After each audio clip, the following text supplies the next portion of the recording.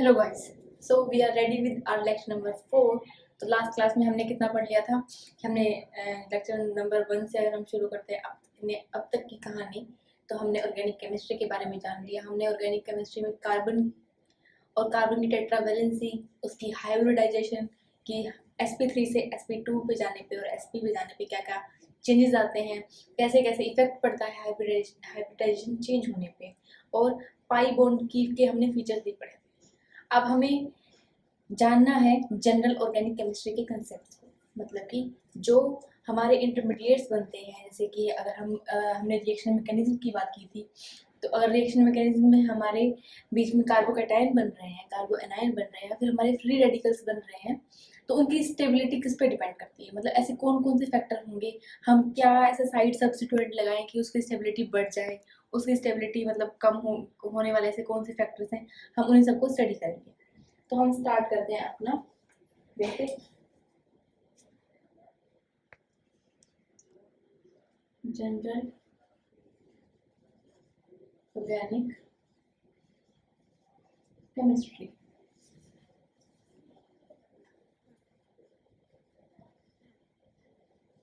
देखो, वैसे तो बहुत ही वास्ट टॉपिक है जनरल ऑर्गेनिक केमिस्ट्री, लेकिन हम इसको जो है टुकड़ों में पढ़ेंगे, मतलब कि पॉइंट वाइज करके पढ़ेंगे। अगर हम जनरल ऑर्गेनिक केमिस्ट्री की बात करते हैं तो यहाँ पे दो चीजें होती हैं। एक तो होता है इलेक्ट्रॉनिक डिस्प्लेसमेंट और दूसरा होता है एप्लीकेशन ऑफ इलेक्ट्रॉनिक डिस्प्लेसमेंट। अब इलेक्ट्रॉनिक डिस्प्लेसमेंट क्या है, जैसे कि वर्ड ही बता रहा है आपको, इलेक्ट्रॉन की डिस्प्लेसमेंट। अब अगर हम एक कोवेलेंट बॉन्ड की अगर हम स्टडी कर रहे हैं, कार्बन के कंपाउंड्स की अगर हम स्टडी करते हैं, तो कोवेलेंट बॉन्ड में अगर हमें इलेक्ट्रॉनिक डिस्प्लेसमेंट की बात करनी है, तो इलेक्ट्रॉन दो तरीके से डिस्प्लेस हो सकता है। या तो हमारी जो कार्बन की सिंगल बॉन्ड कार्बन है, उसमें जो डिस्प्लेसमेंट मतलब सिंगल बॉन्ड हम क्या कहते हैं, सिग्मा बॉन्ड के थ्रू जो डिस्प्लेसमेंट होगी वो हो सकती है।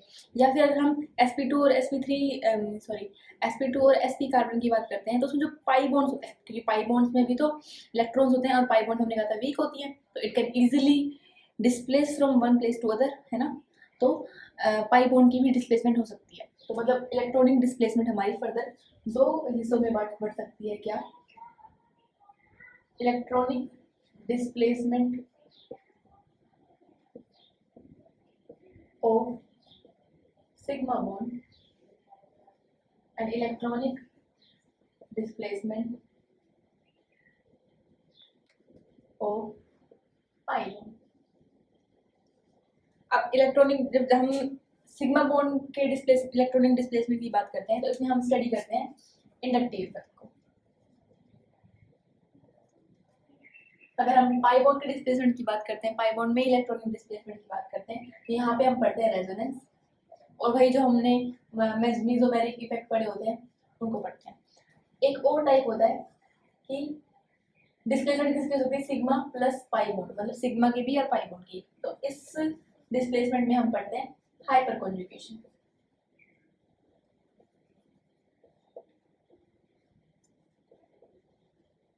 तो इस तरीके से आपका पूरा पार्ट होगा। पहले हम electronic displacement of sigma bond मतलब कि इंडक्टिव इफेक्ट को जानेंगे, फिर हम हाइपर कॉन्जुगेशन की बात करेंगे, या फिर रेजोनेंस मींस पाई बॉन्ड के इलेक्ट्रॉनिक डिस्प्लेसमेंट को करके। और जब हम ये पूरा पार्ट कंप्लीट कर लेंगे, उसके बाद हम जाएंगे एप्लीकेशन ऑफ इलेक्ट्रॉनिक डिस्प्लेसमेंट, जिसमें कि हम एरोमेटिसिटी, रेजोनेंस इफेक्ट मींस हम रेजोनेंस एनर्जी कैसे फाइंड करते हैं, वो सब चीज़ें सीखेंगे। तो आज का जो हमारा टॉपिक है मतलब वो सिर्फ रहेगा इंडक्टिव इफेक्ट पे।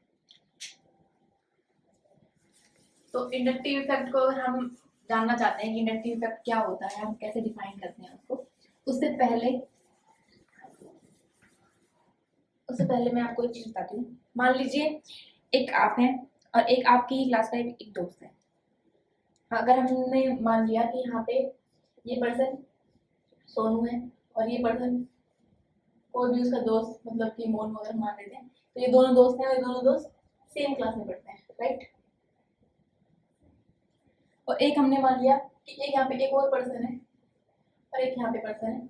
जो ये पर्सन है, अगर ये 9th क्लास में है तो ये 10th क्लास में है, और ये हम मान लेते हैं कि ये 8th क्लास में, मान लो 8th क्लास में।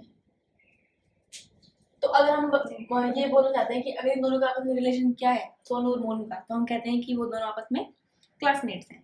लेकिन वही अगर हम ये पर्सन नंबर 1, अगर हम पर्सन 1 की बात करते हैं सोनू से कि इन दोनों में क्या रिलेशन है, तो जस्ट बिकॉज ये 9th में और ये 10th में, हम कहें कि ये उसका सीनियर है, मतलब कि जो पर्सन 1 है वो सोनू का सीनियर है, या फिर सोनू पर्सन 1 का जूनियर है। लेकिन वही बात अगर हम जो सेकंड पर्सन है उसकी करते हैं, क्योंकि ये छोटी क्लास में है, तो यहाँ पे सोनू सीनियर बन गया। मतलब कि हमारे जो साथ के जो लोग हैं वो डिसाइड कर रहे हैं हमारी पोजीशन। अगर भाई अगर हम नंबर 1 में बात करते हैं तो उसके लिए हम जूनियर हैं, मतलब कि हम बड़ी क्लास में। लेकिन वही बात अगर हम सेकंड पर्सन के लिए करते हैं तो उसके हम सीनियर हैं, क्यों? क्योंकि वो हमसे छोटी क्लास में। मतलब कि हमारा साइड सब्स्टिट्यूएंट, मतलब कि हमारे साथ के जो लोग हैं, साथ के जो लोग होते हैं, वही डिसाइड करते हैं कि हमें रिस्पेक्ट कितनी मिलेगी, मतलब कि हमें सीनियर के दर्जे की रिस्पेक्ट मिलेगी या जूनियर के दर्जे का की मतलब कि रिस्पेक्ट मिलेगी, उस तरीके से। ऐसे ही जो कहानी होती है वो हमारे कोवलेंट बॉन्ड में होती है। कैसे? अगर हम बात करते हैं सी सिग्मा बॉन्ड सी, तो ये दोनों ही बॉन्ड सेम है, इनमें कोई इलेक्ट्रोनेगेटिविटी डिफरेंस नहीं है। अगर यहाँ पे हम इलेक्ट्रॉन क्लाउड की बात करते हैं तो हम कहाँ कॉन्सेंट्रेट करेगा? बिल्कुल सेंटर में, मतलब कि आधा इसका आधा इसका, कि दोनों किसी एक पे कॉन्सेंट्रेट ना करके सिर्फ सेंटर में कॉन्सेंट्रेट करता है। लेकिन अगर मैंने यहीं पे एक हेलोजन ग्रुप लगा दिया, क्योंकि हमें पता है कि हेलोजन की जो इलेक्ट्रोनेगेटिविटी होती है वो कार्बन से ज़्यादा होती है, तो यहाँ पे क्या होगा कि ये जो शेयर्ड पेयर ऑफ इलेक्ट्रॉन्स हैं ये थोड़े से खिसक के हेलोजन के पास आ जाएंगे और कार्बन के पास कम होंगे। इससे क्या होगा? हेलोजन के ऊपर partial negative charge and carbon के ऊपर पार्शियल पॉजिटिव चार्ज आ जाता है। वही अगर हम बात करते हैं कार्बन और हाइड्रोजन की, तो हाइड्रोजन की इलेक्ट्रोनेगेटिविटी कम होती है कार्बन से। तो इस केस में क्या होगा कि जो हमारी इलेक्ट्रॉन डेंसिटी थी, इलेक्ट्रॉन क्लाउड था, वो थोड़ा सा शिफ्ट हो जाता है कार्बन की तरफ, और कार्बन में चला जाता है डेल्टा नेगेटिव और हाइड्रोजन में चला जाता है डेल्टा पॉजिटिव। तो मतलब कि हमारा साइड सब्स्टिट्यूएंट डिसाइड कर रहा है कि कार्बन पे कोई चार्ज नहीं आएगा, या कार्बन पे पॉजिटिव चार्ज आएगा, या कार्बन पे नेगेटिव चार्ज आएगा। सो अगर हमें इंडक्टिव इफेक्ट डिफाइन करना है कि इंडक्टिव इफेक्ट होता क्या है, तो इंडक्टिव इफेक्ट क्या है कि साइड सब्स्टिट्यूएंट लगाने से जो हमारे कार्बन पे डेल्टा पॉजिटिव या डेल्टा नेगेटिव चार्ज क्रिएट हुआ है उसी को इंडक्टिव इफेक्ट बोलते हैं। मतलब कि अगर हमें डेफिनेशन लिखनी है तो डेफिनेशन होगी the charge created on C atom due to electronic displacement when a electron withdrawing group, मतलब EWG मतलब electron withdrawing group, और electron donating group attached to it। मतलब कैसे हम समझ सकते हैं? अगर हमने एक कार्बन की लंबी चेन ले ली और यहाँ पे हमने एक हाइड्रोजन ग्रुप लगा दिया, तो होगा क्या? यहाँ पे hydrogen hydrogen hydrogen hydrogen hydrogen, तो क्योंकि ये इलेक्ट्रॉन नेगेटिव है तो इस पे होगा डेल्टा नेगेटिव चार्ज। अब क्योंकि सबसे पास वाला कार्बन यही है तो इस पे क्रिएट होगा डेल्टा पॉजिटिव चार्ज। अब क्योंकि इस पर डेल्टा पॉजिटिव चार्ज आया है तो इसकी इलेक्ट्रोनेगेटिविटी इंक्रीज हो गई। जब भी किसी एटम पे पॉजिटिव चार्ज क्रिएट होता है तो उसकी इलेक्ट्रोनेगेटिविटी स्लाइटली बढ़ जाती है। तो ये क्या करेगा? अपने साइड सब्स्टिट्यूएंट साइड वाले कार्बन से इलेक्ट्रॉन विड्रॉ करने की कोशिश करेगा, तो इस कार्बन पे आ जाएगा डबल डेल्टा डेल्टा पॉजिटिव। इस वाले सिमिलरली वाला कार्बन भी इससे इलेक्ट्रॉन मिलेगा और यहाँ पे डेल्टा पॉजिटिव और डेल्टा पॉजिटिव। और कुछ नेक्स्ट कार्बन तक जाने तक ये जो इफेक्ट है वो कम होने से जाता है। मतलब कि हमारा जो इंडक्टिव इफेक्ट है वो डिस्टेंस डिपेंडेंट होता है, मतलब कि एक डिस्टेंस तक ही ये ऑपरेट हो सकता है। अगर हम बात करते हैं यहाँ पे मान लो एक कार्बन और एक कार्बन और एक कार्बन और, तो मतलब अगर हमें इस कार्बन में बात करेंगे तो इस कार्बन पे इस हेलोजन का क्या इफेक्ट होगा? तो कुछ भी इफेक्ट नहीं होगा, क्योंकि इतनी दूर तक वो ऑपरेट ही नहीं होता है इंडक्टिव इफेक्ट। तो अब इसके अगर हमें टाइप्स पढ़ने हैं इंडक्टिव इफेक्ट के टाइप्स, तो इंडक्टिव इफेक्ट के जो टाइप्स होते हैं वो दो तरीके से हो सकते हैं आई इफेक्ट के टाइप्स।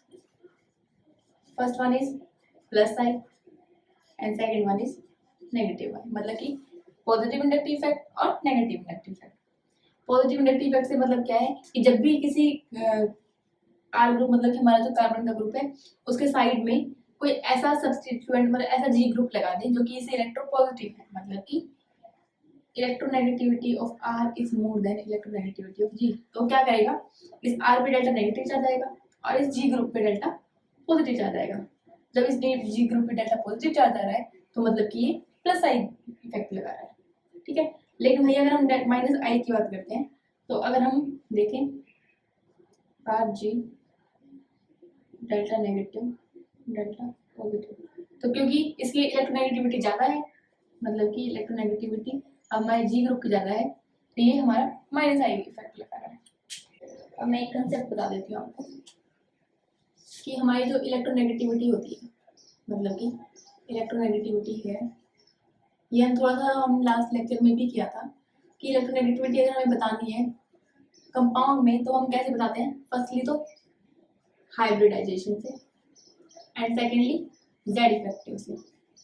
हाइब्रिडाइजेशन से कैसे, क्योंकि हमें पता है कि सी एस मीन्स जो कार्बन sp वाला होता है उसकी इलेक्ट्रोनेगेटिविटी ज़्यादा होती है कार्बन sp2 से और उसकी इलेक्ट्रोनेगेटिविटी ज़्यादा होती है कार्बन sp3 से, क्योंकि जो जितने ज़्यादा हमारे s कैरेक्टर होंगे उतनी ही हमारी इलेक्ट्रोनेगेटिविटी ज़्यादा होती है।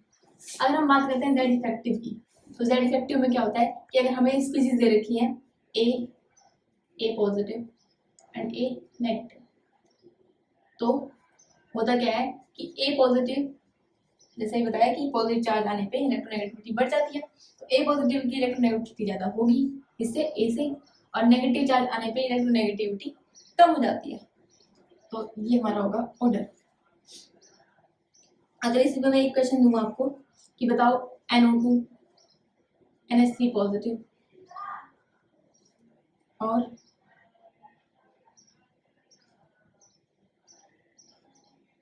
Cn, इनमें से इलेक्ट्रोनेगेटिविटी का ऑर्डर क्या होगा। तो क्योंकि इसमें परमानेंट पॉजिटिव चार्ज है, प्लस चार्ज दे रखा है ना, तो ये अगर हम इसको 1 कह दें, इसको 2 कह दें, इसको 3 कह देते हैं, तो NO2 क्या होता है हमारा, तो ये क्या होगा, इसके अगर हम रेजोनेटिंग स्ट्रक्चर बनाते हैं तो ये बनती है ऐसे पॉजिटिव नेगेटिव और नेगेटिव। तो इस पे पार्शियल पॉजिटिव चार्ज क्रिएट हो रहा है लेकिन इस पे परमानेंट पॉजिटिव चार्ज है, तो हमारे सेकंड वाले की इलेक्ट्रोनेगेटिविटी ज़्यादा होती है फर्स्ट वाले से। तो अगर हम इसका ऑर्डर लिखने जाएं तो इसका ऑर्डर कैसे आएगा, second then first then third. और अगर हमें बात करनी है हाइब्रिडाइजेशन की, तो हमें हमारे पास क्योंकि अलग अलग हाइब्रिडाइजेशन के अलग अलग मॉलिक्यूल हो सकते हैं, अलग अलग सेंटर हो सकते हैं, तो हमें एक पढ़नी है मॉडिफाइड इलेक्ट्रोनेगेटिविटी का कंसेप्ट। तो मॉडिफाइड इलेक्ट्रोनेगेटिविटी क्या कहती है, मॉडिफाइड इलेक्ट्रोनेगेटिविटी ये हमें देती है एक चार्ट। अगर हम ग्राफ प्लॉट करते हैं इसमें कार्बन नाइट्रोजन की, कार्बन 14 ग्रुप का है, 15 16 ग्रुप ऑक्सीजन, 17 ग्रुप फ्लोरीन, और यहाँ पे हम लिख लेते हैं इलेक्ट्रोनेगेटिविटी। तो यहाँ पे इलेक्ट्रोनेगेटिविटी सबसे कम जो होती है हमारी होती है कार्बन sp3 की इलेक्ट्रोनेगेटिविटी, उसके बाद आती है हमारी थोड़ी ऊपर इससे कार्बन sp2 की। लेकिन जब हम इससे ऊपर जाने की कोशिश करते हैं तो कार्बन sp ना के यहाँ पे आता है नाइट्रोजन sp3, फिर आता है कार्बन sp2 सॉरी sp, फिर आता है हमारा नाइट्रोजन sp2 और नाइट्रोजन sp2 के बाद ऑक्सीजन sp3, ऐसे ही यहाँ पे ऊपर फिर ऑक्सीजन sp2 और ऑक्सीजन sp2 के बाद यहाँ पे फ्लोरीन sp3, ऐसे इस तरीके से हमारा मतलब कि ऐसे जिगजैग मोशन में रह जाती है हमारी, ये फिर ऐसे फिर ऐसे फिर ऐसे, मतलब कि ऐसे करके कुछ हमारा मॉडिफाइड इलेक्ट्रोनेगेटिविटी का कंसेप्ट होता है। तो ये हमारी इंट्रोडक्शन था इंडक्टिव इफेक्ट का। मैंने 2 मॉलिक्यूल्स लिखे, ये आपको पता होगा कि ये वाटर मतलब कि H2O जो होता है उसका स्ट्रक्चर होता है, ये है हमारा H2O और ये है हमारा OF2। तो अगर हमें देखनी है कि किसकी इलेक्ट्रोनेगेटिविटी ज़्यादा है, तो यहाँ पे हाइड्रोजन की इलेक्ट्रोनेगेटिविटी कम होती है, तो इस पे आएगा डेल्टा पॉजिटिव चार्ज और ऑक्सीजन पे आएगा डेल्टा नेगेटिव चार्ज। लेकिन अगर हम इस मॉलिक्यूल में बात देखें तो हमारे फ्लोरीन की इलेक्ट्रोनेगेटिविटी ज़्यादा होती है ऑक्सीजन से, तो डेल्टा नेगेटिव इस बार फ्लोरीन पे आएगा और डेल्टा पॉजिटिव इस बार ऑक्सीजन पे आएगा। तो इस तरीके से अगर हमारा साइड सब्स्टिट्यूएंट, जो मैंने अभी आपको एग्जांपल दिया था कि अगर हमारा साइड सब्स्टिट्यूएंट चेंज हो जाता है तो हमारी इलेक्ट्रोनेगेटिविटी जो मतलब कि हमारा चार्ज होता है वो चेंज हो जाता है। अब मैं आपको एक क्वेश्चन देती हूँ तो इसी कंसेप्ट पे बेस्ड है। अगर मैंने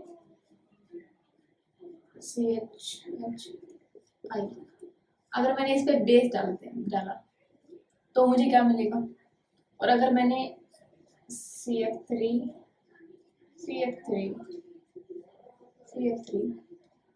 I अगर मैंने इस पे बेस डाला तो क्या होगा। देखो, अगर मैं इस वाले कंपाउंड की बात करती हूँ तो यहाँ पे क्या होगा, आयोडीन हमारा नेगेटिव आई इफेक्ट लगा रहा है, मतलब कि minus I effect negative inductive effect लगा रहा है, तो इस पे आएगा डेल्टा नेगेटिव चार्ज और इस पे आएगा डेल्टा पॉजिटिव चार्ज। तो ये बेस क्या करेगा, इस वाले बॉन्ड को तोड़ेगा और क्योंकि इसका नेगेटिव पार्ट है, ये पॉजिटिव पार्ट है, तो ये मिलकर बना लेंगे हमारा एल्कोहल HHI नेगेटिव। लेकिन यहाँ पे क्या हो रहा है, क्योंकि हमारे साइड सब्स्टिट्यूएंट ही चेंज है, CF3 ट्राइफ्लोरो मिथाइल ग्रुप यहाँ पे लगा हुआ है, ये लगाता है माइनस आई इफेक्ट। अगर ये माइनस आई इफेक्ट लगाएगा तो इस पे बहुत सारा पॉजिटिव चार्ज क्रिएट हो जाएगा, इस वाले कार्बन पे बहुत सारा पॉजिटिव चार्ज क्रिएट हो जाएगा। तीन ग्रुप हैं जो कि इलेक्ट्रॉन डेंसिटी खींच रहे हैं, तो अगर इसमें पॉजिटिव चार्ज क्रिएट हो गया तो फिर ये क्या करेगा, अपनी इलेक्ट्रोनेगेटिविटी बढ़ा लेता है। अभी मैंने कहा था कि अगर हमारे किसी भी एटम पे पॉजिटिव चार्ज क्रिएट हो रहा है तो उसकी इलेक्ट्रोनेगेटिविटी बढ़ जाती है। अगर इलेक्ट्रोनेगेटिविटी बढ़ जाती है तो ये इस आयोडीन को देने की बजाय इससे इलेक्ट्रॉन ले लेता है, मतलब कि इलेक्ट्रॉन अपनी तरफ खींच लेगा और अपने ऊपर ले लेगा डेल्टा नेगेटिव चार्ज, और इस बार आयोडीन पे आता है डेल्टा पॉजिटिव चार्ज। तो इस बार हमारा अल्कोहल नहीं बनता, मतलब कि ये तो रहेगा ऐसे ही CF3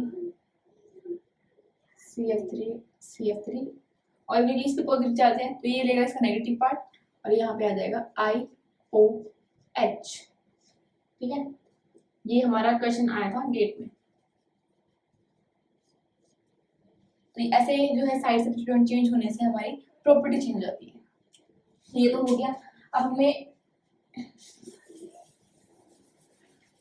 देख लिया प्लस आई और नेगेटिव आई।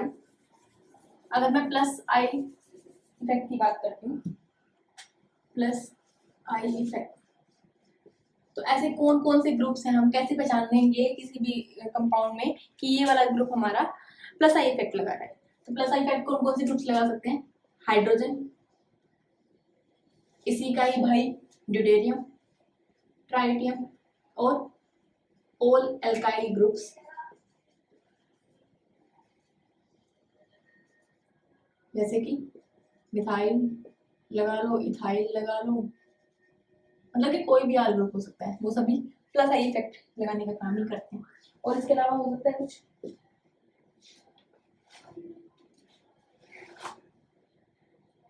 हाँ, any substituent having negative charge, मतलब कि जैसे कि NH नेगेटिव देख लो, अगर इसमें नेगेटिव चार्ज है तो ये इलेक्ट्रॉन अपने देगा ही सिर्फ, NH नेगेटिव, CH2 नेगेटिव, मतलब ये भी हमारा प्लस आई इफेक्ट लगाते हैं। अब वही अगर हम नेगेटिव आई की बात करते हैं कि नेगेटिव आई इफेक्ट कौन लगाते हैं, नेगेटिव आई इफेक्ट लगाते हैं हमारे सारे हाइड्रोजन जितने भी होते हैं, वो सभी एटम जो कि कार्बन से ज़्यादा इलेक्ट्रोनेगेटिविटी रखते हो, जैसे कि NO2 हो सकता है और CN हो सकता है, और हाइड्रोजन हमारे साथ सब हो चुके हैं। और अगर हम बात करते हैं तो एनी पॉजिटिव स्पीसी, मतलब अगर हम बात करते हैं NH3 पॉजिटिव की, तो मैंने बताया कि अगर पॉजिटिव चार्ज आएगा तो इलेक्ट्रोनेगेटिविटी बढ़ गई और वो इलेक्ट्रॉन विड्रॉ करने की कोशिश करेगा। एनी पॉजिटिव स्पीसी, तो वो सभी जो होंगे हमारे ये सभी हमारे नेगेटिव इफेक्ट लगाते हैं। अब मैं आपको क्वेश्चन देती हूँ कुछ, स्टेबिलिटी ऑफ इंटरमीडिएट,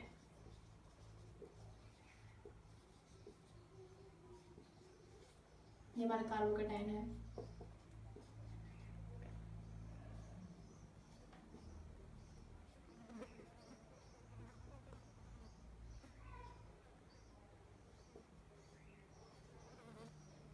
ये आपका होमवर्क है और इसको हम नेक्स्ट क्लास में डिस्कस करेंगे।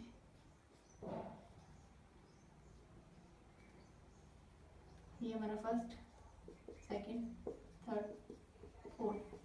ये आपका होमवर्क है, ये आपको घर से करके लाना है कि इसका ऑर्डर मतलब कि इंक्रीजिंग ऑर्डर या डिक्रीजिंग ऑर्डर जैसे भी आपको लगाना है, इसका ऑर्डर क्या आएगा। और नेक्स्ट क्लास में हम इसी के आगे ही कुछ मतलब जो हमने आइसोटोपिक इफेक्ट उसकी हम बात करके इसको और थोड़ा जानेंगे कि इंडक्टिव इफेक्ट को डीपली स्टडी का मीन्स अगर हम क्वेश्चन ऐसे डायरेक्ट तो आएंगे नहीं, तो किस तरीके के क्वेश्चन आते हैं और क्वेश्चन करेक्ट प्रैक्टिस करके हम इंडक्टिव को ख़त्म करके फिर हम हाइपर कंजुगेशन पे मूव करेंगे। तो ये क्वेश्चन आपको करके लेके आना है। नेक्स्ट क्लास में मिलते हैं हम आपके अगले इफेक्ट और इसी के कुछ और क्वेश्चंस के साथ।